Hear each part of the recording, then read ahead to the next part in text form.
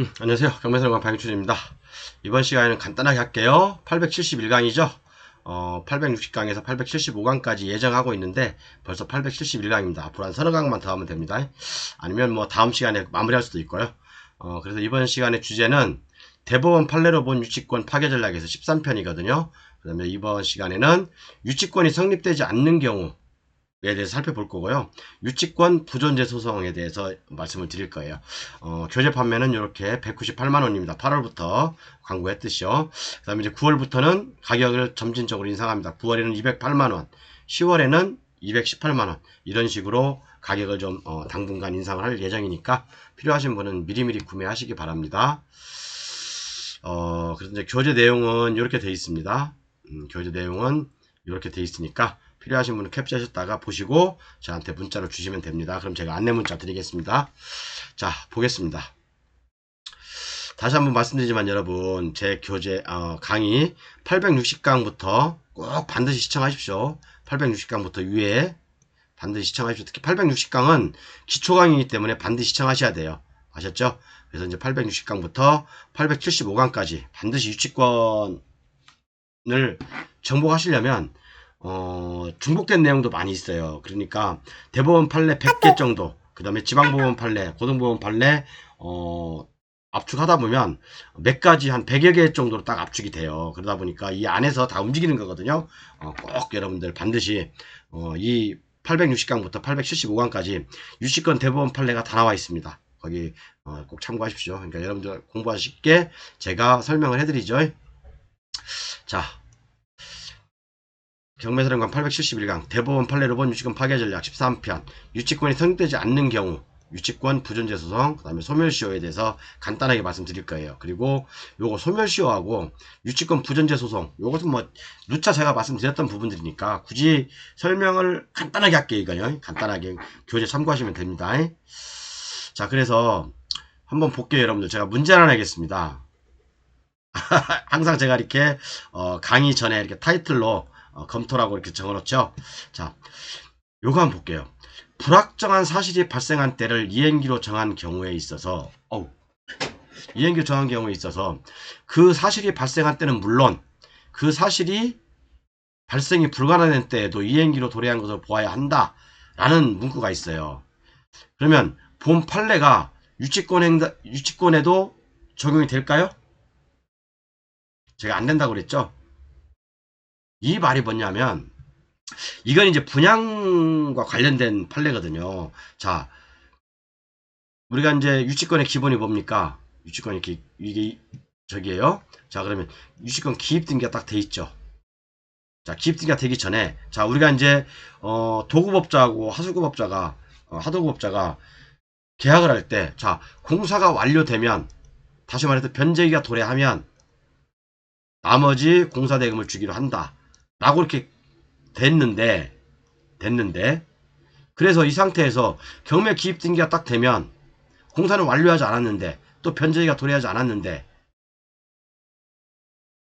경매가 기입 딱 되면 이 유치권을 가지고 낙찰자한테 대항할 수 있어요? 없어요? 없죠? 없어요. 경매 기입 등기 이전에 공사를 완료해야 되고 변제기가 도래해야 되고 그죠?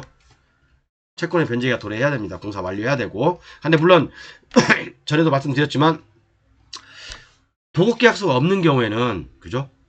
공사 완료에 대한 변제기가 따로 얘기가 없는 경우에는 유치권이 성립해요.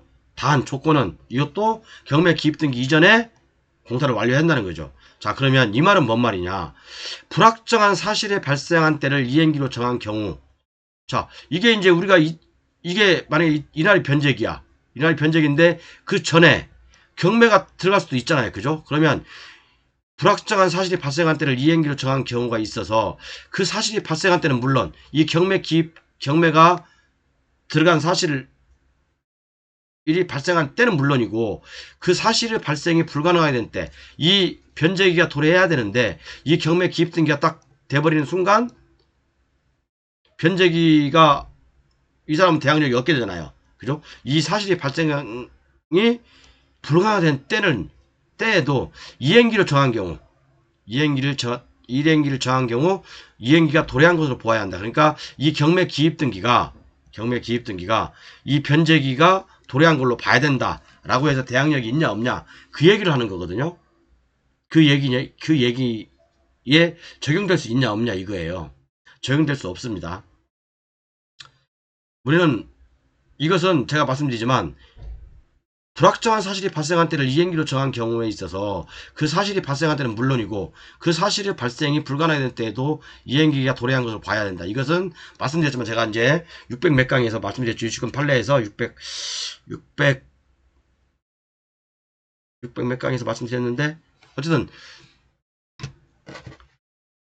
그것은 분양 대금과 관련된 내용이기 때문에 유치권하고는 전혀 상관없다. 유치권은 무조건 경매 기입 등가 되면 변제기가 도래해야 돼요. 공사를 완료해야 돼요.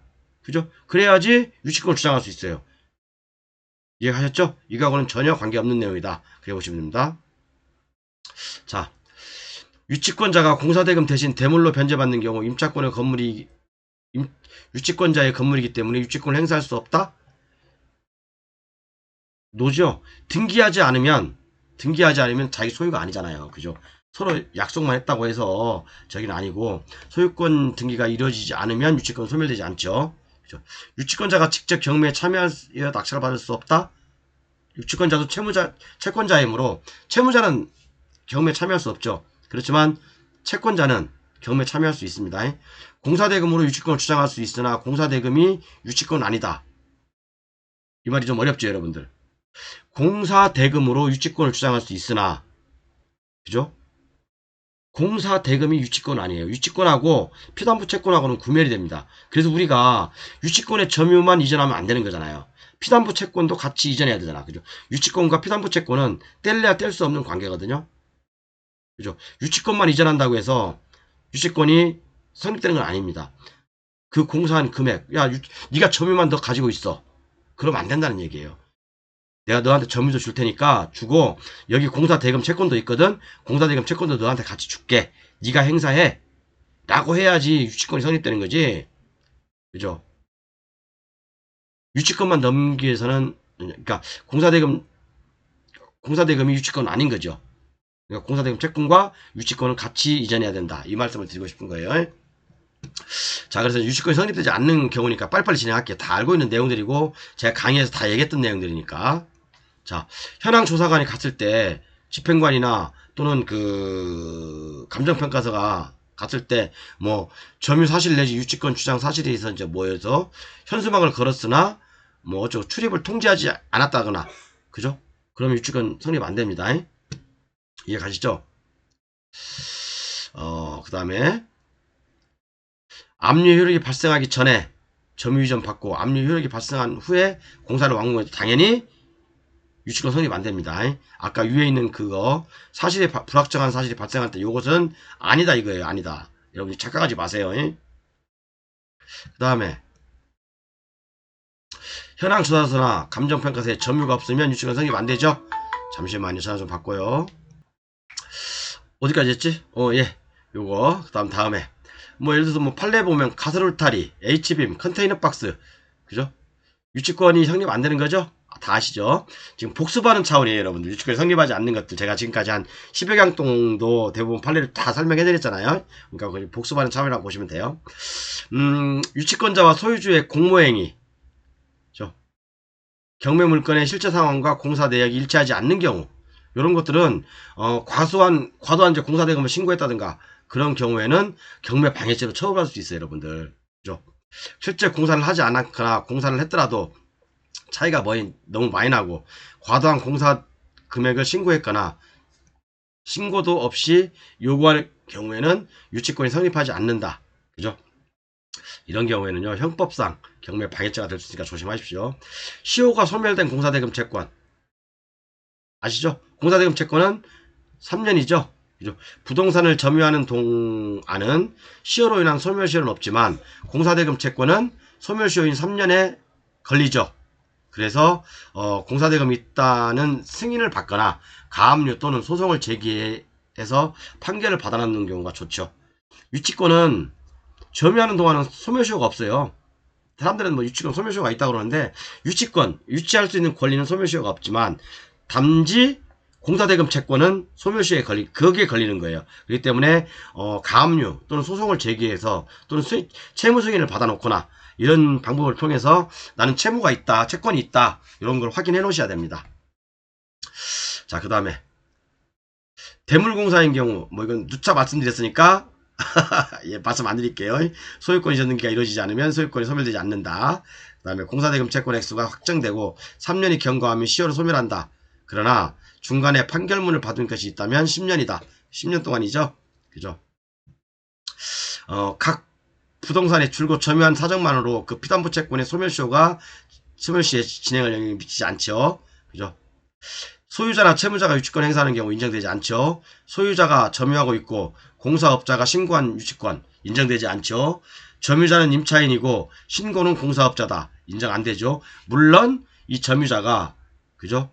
채무자의 승인을 받아서 허락을 받아서 임차하고 있다면 그것도 역시 안 됩니다. 그죠? 채무자의 임차인은 안 되고 공사업자의 임차인은 될 수 있어요. 그죠? 직접 점유자로서. 이해가시죠?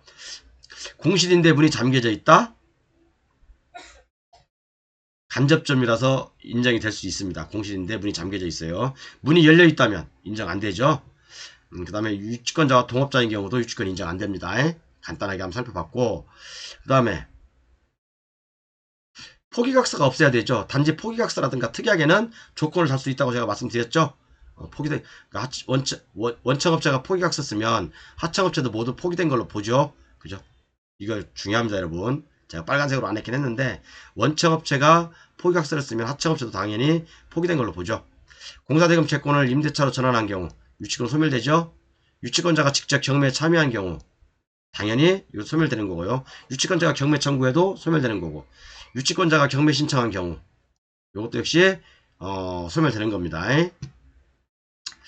자, 유치권은 타인의 물건이어야 되는데 불법 승계나 소유자 동의 없는 임대행위는 안 되는 거고, 그죠? 목적물의 멸실, 토지 수용, 혼동, 포기, 경계 등 유치권 소멸 사유가 해당되는 경우 이런 것도 역시 안 되고,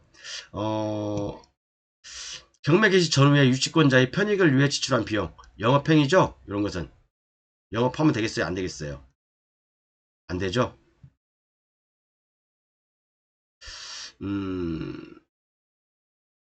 하도급 공사 중 조경공사, 포장공사, 뭐 가구 구입비, 단순 농업비, 설계비, 자재비, 상가 권리금, 건물의 부속물, 부속물 설치 비용 이런 것도 유치권 안 되는 거죠? 당연히 안 됩니다. 금융기관의 대출이자를 유치권자가 납부한 경우, 이런 경우는 여러분 금융기관의 대출이자를 유치권자가 대신 납부했어요. 이런 것도 유치권이 안 됩니다. 채권은행이 점유하는 경우도 있죠. 이 채권은행이 점유한 경우는 당연히 유치권이 이제 성립 안 되죠. 왜냐하면 채권은행이 점유한, 옛날에 제가 한번 말씀드렸잖아요. 저기 충청도 어디 모텔 하나 이제 낙찰 받으려고 가니까 어떤 경비 아저씨가 이제 막 나오는 거예요. 그래서 유치권자인 줄 알고, 그죠? 물에 여쭤봤더니 자기는 이제 국민은행에서 파견된 사람이다. 여기 이제 유치권을 행사하지 못하도록 좀 이렇게 방어할 목적으로 은행에서 파견한 사람이다, 이렇게 말씀하시더라고요. 그래서 이제 우리가 이제 이런 것들을 확인할 수 있는 사항들은 현황서서, 감정평가서, 등기사항 전부 등기부죠. 법인 등기부등본, 공사 도급계약서, 견적서, 세금계산서 또는 각종 영수증, 그 다음에 기성급 청구서, 그 다음에 점유관리일지, 유치금 포기각서, 현장 병도 각서, 임대차 계약서, 녹취록, 특히 많이 있죠. 뭐 이외에도 많이 있습니다. 확인할 사항들은요. 그 다음에 유치권 부전제 소송인데 특별한 건 없고요. 특별한 건 없어요. 유치권 소멸 청구는 채무자뿐만 아니라 채무자뿐만 아니라 유치물의 소유자도 할 수 있죠. 뭐 유치권 갖다가 돈 준다는데 그러니까 돈이 아니더라도 꼭 유치권자가 유치물의 관리라든가 그죠, 보존 행위에 어긋나는 행동들을 하면 당연히 소유자뿐만 아니라 그죠, 그 유치권의 채무자도 할 수 있는 거죠. 소멸 청구할 수 있는 자에서 민법 어쩌고저쩌고 나와 있습니다. 대법원 판례 여기 있고요. 민법 317조에 따른 유치권 소멸 청구를 채무자뿐만 아니라 유치물의 소유자도 할 수 있다. 적극. 그 다음에 이때 채무자나 소유자가 제공하는 담보가 상당한지, 그러니까 일정한 담보를 제공하고 만약 유치권 금액이 10억이야. 그럼 내가 10억 정도의 담보나 또는 돈을 줘서 유치권 소멸 청구를 할 수 있는 거죠. 그 다음에 유치권 부존재 소송에서 그 유치권을 주장하는 사람이 그 성립 및 존속 요건을 증명해야 되죠. 유치권을 주장하는 사람이 나 언제부터 점유했다. 언제부터 공사대금이 있다. 공사대금 채권이 여기 있다. 아니면 공사계약서가 여기 있다. 유치권을 주장하는 사람이 점유라든가 그런 것들을 공사 뭐 어떤 그런 증명을 다 해야 되는 거예요. 그죠? 유치권을 주장하는 사람이. 이해가셨죠? 그러니까 내가 이 사람이 물론 증명을 하되 내가 이것을 깰 수 있는 무기를 아까 쭉 설명드린 지금까지 강의를 통해서 이것을 깨야 되겠죠. 그죠?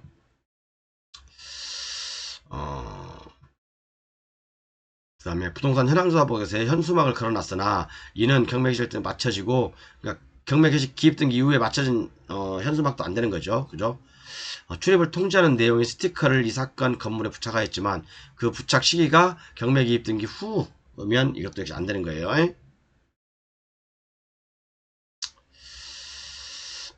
아이고, 뭐, 이거, 뭐, 유축권 성립되지 않는 경우, 이제, 한 100개 정도 판례를 다 말씀드리니까 힘드네. 어쨌든, 유치권이 성립되지 않는 경우 몇 가지 체크사항인데, 유치권이 성립되지 않는 경우, 아까 말씀드린 신의축 위반이죠.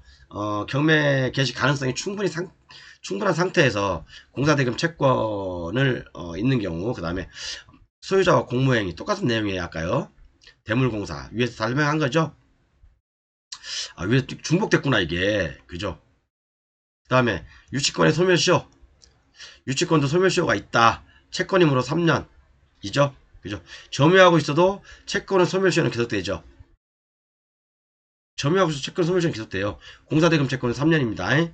그래서 상사채권은 5년이고 민사채권은 10년. 시효 중단 방법은 소재기라든가 압류라든가 가압류, 가처분, 채무승인, 명시적이든 묵시든 관계없습니다. 확인서 받고 연대보증이나 받든지 지급명세를 받든지 이렇게 해서 시효 중단을 시켜놔야 돼요. 그죠?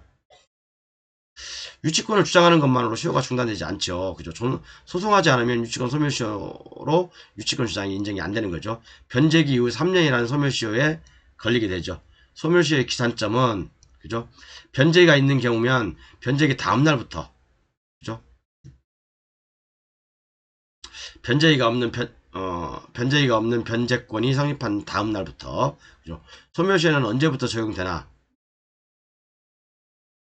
언제부터 적용될까요? 소멸시효는 나와있잖아 여기.